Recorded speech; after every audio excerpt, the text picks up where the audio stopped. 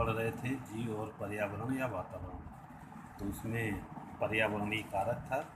पर्यावरणीय कारक में कई कारक बताया गया था, जलवायु कारक, मृदा कारक, स्थलाकृत कारक, जैव या अजैविक कारक। ठीक है। अब इसमें हम लोग पढ़ रहे थे जलवायु कारक, प्रकाश पढ़ा गया था। आज हमको पढ़ना है ताप, है ना। तो ताप जो है, ताप का सबसे बड़ा स्रोत सूर्य है। ताप का सबसे बड़ा स्रोत जो है सूर्य है। ताप भी जो है ऊर्जा का ही एक रूप है और प्रकाश की भांति तरंगों के द्वारा जो है एक स्थान से दूसरे स्थान तक पहुंचता है। सूर्य से बराबर ताप की तरंगें निकलती रहती हैं और प्रकाश की तरंगें जब किसी वस्तु पर जैसे जल या मिट्टी के कणों से टकराती हैं तो ये उनको गर्म कर देते हैं। ताप का दूसरा स्रोत स्वयं पृथ्वी है।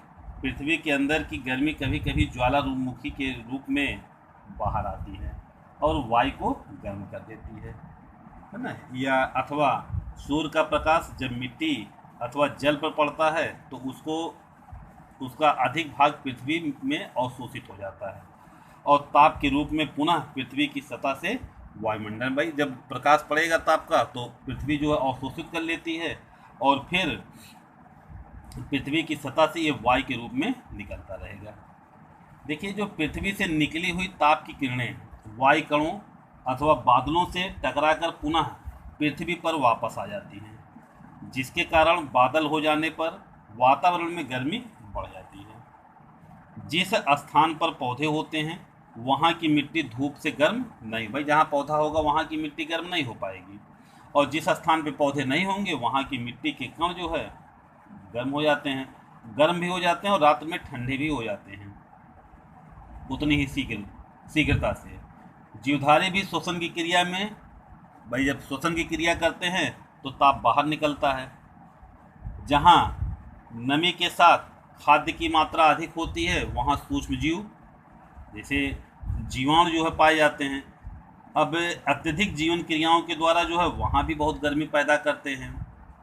ताप के प्रभाव से वायु में गति, वाष्पन, जलवृष्टि, समुद्री धाराओं का संचालन, पृथ्वी की चट्टानों का छोटे छोटे टुकड़ों में तोड़कर मिट्टी के कणों का निर्माण, अनेक जैविक क्रियाओं का संचालन जो है इस तरीके से चलता है। कुल मिलाकर के मुख्य स्रोत जो है पृथ्वी पर सूर्य का प्रकाश है, ताप का भी स्रोत, और ऊर्जा के रूप में तरंगों के रूप में जो है एक स्थान से दूसरे स्थान तक जाती रहती है।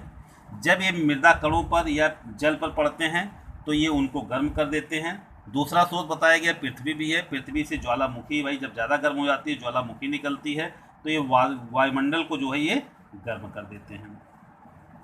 देखिए, समस्त जैविक क्रियाएं जो है 0 अंश से लेकर के 50 अंश सेंटीग्रेड तापमान के अंतर्गत हुआ करती हैं। कितने तक? 0 से लेकर के जो है ये 50 अंश सेंटीग्रेड तक जो है क्या होगा, तापमान के अंतर्गत जो है समस्त जैविक क्रियाएं होती रहती हैं। और तापमान की सीमा के बाहर जैविक क्रियाएं जो है एकदम, जब तापमान की सीमा जब समाप्त हो जाएगी तो एकदम जैविक क्रियाएं जो है धीमी पड़ जाएंगी या रुक जाती है। पृथ्वी की सतह पर सभी स्थानों पर एक समान तापमान नहीं रहता है। ठीक है। भूमध्य रेखा के पास वाले देश उत्तरी या दक्षिणी अक्षांश वाले देशों की अपेक्षा जो है अत्यधिक गर्म होते हैं। ताप का प्रभाव पौधों की शारीरिक बनावट, जैविक क्रियाएं, प्रजनन एवं भौगोलिक वितरण पर भी पड़ता है, जिसके कारण से भाई जब तापमान ज़्यादा हो जाएगा तो वाष्पोत्सर्जन की दर जो है काफ़ी बढ़ जाती है, तीव्र बढ़ जाती है। तो कुल मिलाकर के जो है पर्यावरणीय कारक में ये कारक जो है तापमान भी रहा, और तापमान जो है सूर्य से ही ताप प्राप्त होता है ना, या फिर पृथ्वी से जब तापमान बढ़ जाएगा पृथ्वी का तो ज्वालामुखी फूटती है, उसके द्वारा भी जो है वायुमंडल गर्म, तो जिसके कारण से जो है ताप का प्रभाव शारीरिक बनावट पर पड़ता है, जैविक क्रियाएं, प्रजनन, भौगोलिक वितरण पर भी प्रभाव पड़ता है और वाष्पोत्सर्जन की क्रिया जो है अधिक ताप बढ़ने पर बढ़ जाती है। देखिए, अब आगे आता है बसंतीकरण, है ना, जिसको हम कहते हैं वेरिलाइजेशन, है ना। वेरिलाइजेशन शब्द का प्रयोग जो है सबसे पहले लाइसेंको नामक वैज्ञानिक ने किया था। लाइसेंको। लाइसेंको नामक वैज्ञानिक ने 1928 में किया था। देखिए, बीज के अंकुरण, पौधों की वृद्धि, फूलने फलने, बीजों के पकने के समय विभिन्न तापमानों की आवश्यकता होती है। हम लोग पढ़ भी चुके हैं कि जब बीज का फलना, अंकुरण से लेकर के जो है पौधों की वृद्धि है, तापमान है, वृद्धि क्या नाम है, अंकुरण, वृद्धि, फूलने फलने, पकने के समय पर जो है तापमान का जो है प्रभाव पड़ता है। छोटे पौधे पाले व सूखे कारण से बहुत जल्दी ही सूख जाते हैं। ठीक है, बहुत जल्दी ही जो है छोटे पौधे जो है पाले व सूखे के कारण से जो है ये बहुत जल्दी ही समाप्त हो जाएंगे। बड़े पौधों में सहनशीलता जो है अधिक पाई जाती है। कुछ पौधों के बीजों के अंकुरण के लिए जो है शीत एवं ताप में थोड़ी देर रखना पड़ेगा। कुछ पौधों के बीजों के अंकुरण व कलियों के अंकुरण के लिए कुछ समय के लिए जो है शीतलता की आवश्यकता होती है ना। उत्तरी अक्षांशों के कुछ देशों में 2 प्रकार का गेहूं बोया जाता है। शीत गेहूं अक्टूबर नवंबर में बोते हैं, है ना। इनके छोटे छोटे पौधे सर्दियों में बर्फ से ढके रहते हैं और गर्मी आने पर जैसे ही बर्फ पिघलती है पौधे पुनः वृद्धि करने लगते हैं और गर्मी की ऋतु में उनका बीज पक करके जो है तैयार हो जाता है। देखिए, बसंती गेहूं सर्दियों के अंत में बोया जाता है और गर्मियों में उनका बीज पक जाता है। शीत गेहूं की जो पैदावार होती है बसंती गेहूं से अधिक होती है, परंतु ये पुष्प बनने और बीज पकने के लिए अत्यधिक समय तक पृथ्वी पर रहते हैं। शीत गेहूं को ग्रीष्म ऋतु में बोने योग्य बनाने के लिए भीगे हुए बीजों को 10 या 12 दिन तक 3 अंश सेंटीग्रेड, भाई देखिए अब यहाँ पर हमने क्या वर्लियाइजेशन क्या है, शीत गेहूं को, भाई जो शीत ऋतु में बोई जाती गेहूं, अगर इसको हमको ग्रीष्म ऋतु में बोना है तो इस बीजों को 10-12 दिन के लिए हम कहाँ रख देते, 3 अंश सेंटीग्रेड ताप पर रख देते हैं। शीत वाली गेहूं को गर्मी में बोने के लिए रख देते हैं और फिर सर्दियों के अंत में बसंती गेहूं के साथ ही इनको बो दिया जाएगा। जब सर्दी की समाप्त होगी, बसंत ऋतु आएगी तो उसी गेहूं के साथ बो दिया जाता है। उसका दाना बसंती गेहूं के साथ ही पक करके तैयार होगा।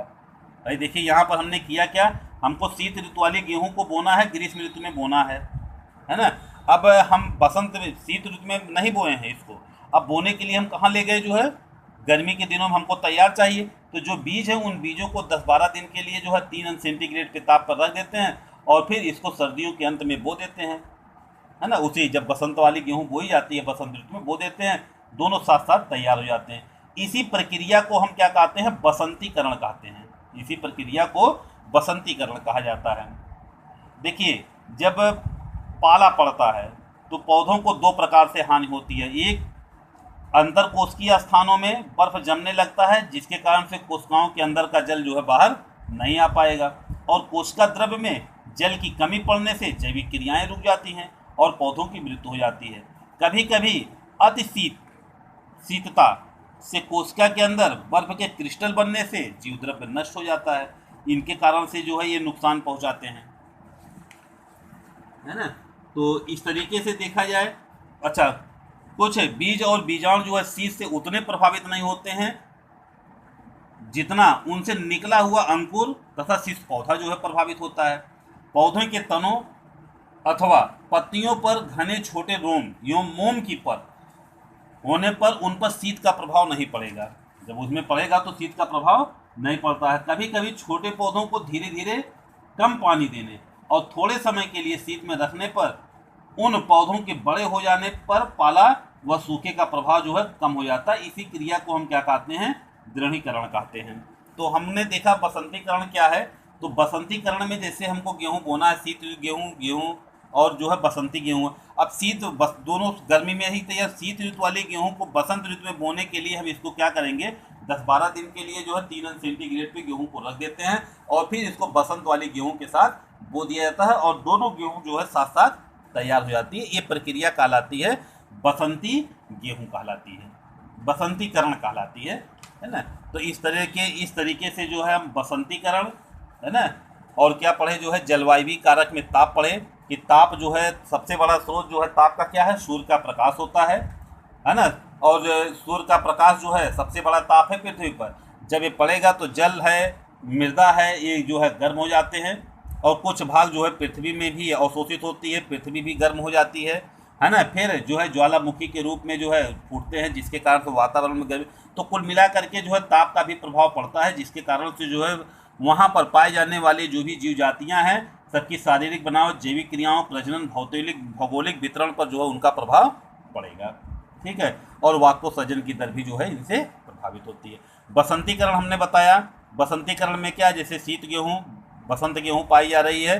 अब शीत ऋतु वाली गेहूँ को बसंत ऋतु में बोना चाहते हैं तो हम करेंगे क्या, शीत ऋतु वाली गेहूँ को 10 अंश सेंटीग्रेड पर 10-12 दिन के लिए जो 3 अंश सेंटीग्रेड पर गेहूँ को रख करके उपचारित कर दिया जाता है। फिर उसी गेहूँ को बसंत वाली गेहूँ के साथ बो करके जो हम अच्छी फसल तैयार कर, जो कि हमको उसी के साथ साथ जो है फसल हमको तैयार मिलती है, ग्रीष्म ऋतु में तैयार हो जाती है।